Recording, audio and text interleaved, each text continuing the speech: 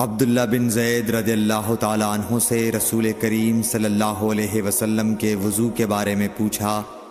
تو عبداللہ بن زید رضی اللہ عنہ نے پانی کا ایک تشت منگوایا، پھر ان لوگوں کے دکھانے کے لیے وضو شروع کیا۔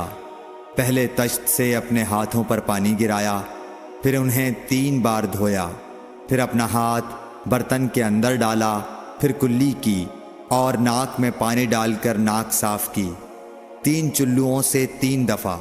پھر اپنا ہاتھ برتن کے اندر ڈالا اور اپنے منہ کو 3 بار دھویا،